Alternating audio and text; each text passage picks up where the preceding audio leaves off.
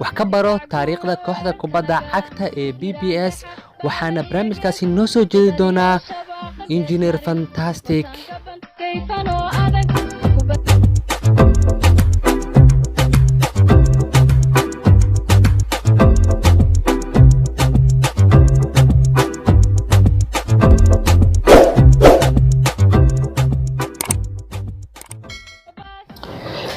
BBS Brothers Boys Somalia.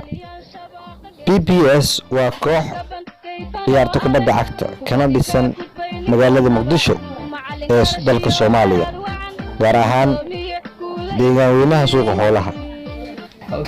BBS waxaa la aasaasay sanadkii markuu ahaa 1999 tobankii bishii Maars. garoonka ay ku ciyaarto kooxda kubadda cagta BBS waxaa lagu magacaabaa BBS Stadium waxaana la furay ama la howlgashay sanadkii markuu ahaa 2028 bishii Abriil. waana garoonka ugu taariikhda dheer ee garoomaha suuqa xoolaha.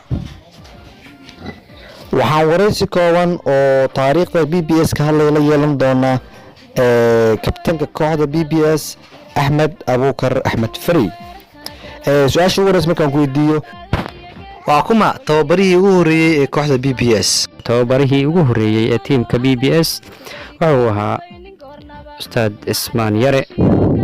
wax ma noo sheegi kartaa hogaamiyaashii ugu waqti dheeraa ee soo maamulay kooxda BBS? waxaa waqti dheer soo maamulay hogaamiyihii taariikhda lahaa ee Xuseen Gaabow. yaa bedelay goormeena la bedelay qaab ciyaareedkii ee kooxda ay ciyaari jirtay? sanadka 2008 waxaa kooxda kubadda cagta ee BBS maamula u noqday bedelana falsafada ee xilligaas ku ciyaari jirtay ee counter attack ahayd kaasoo u bedelay kubad ku dhisan tiki-taka. waana macalin Cabdiqani Nuur Sheekh oo loo yaqaan jiray Nuuna. wax ma noo sheegi kartaa waxqabadkii macalin Nuune?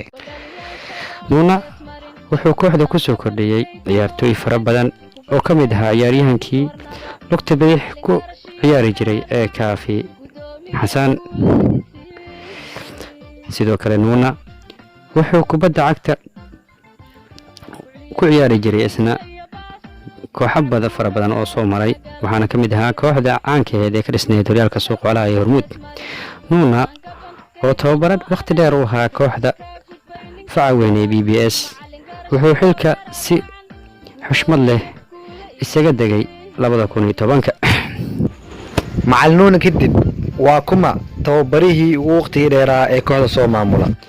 waxaa xilligaas maamulo ka noqday tababaraha waqti ugu dheer soo maamulay ee Axmed Cumar Boolow Axmed Deeq oo ka soo hoos ciyaaray ciyaartooy fara badan ayaa wuxuu kooxda markii uu gacanta ku dhigay soo saaray akademiyada facaweyn ee waqtigan loogu magacaabo BBS Academy. Axmed Cumar Boolow oo ah macalin taariikhda galay ayaa isagana waqtiga ugu dheer soo maamulay kooxdan ilaa 2018. Axmed Deeq oo hadda ku sugan dalka South Africa magaalada Cape Town ayaa sheegay inuu weligiis ilaabi doonin.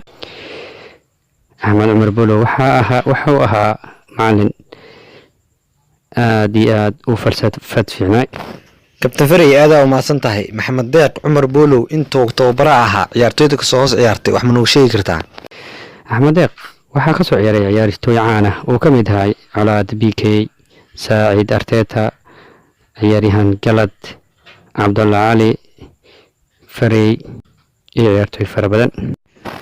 kabtan Fari haatan tababaraha hogaanka kooxda haya waa kuma? tababaraha hadda waa tababare Cali Hiloole.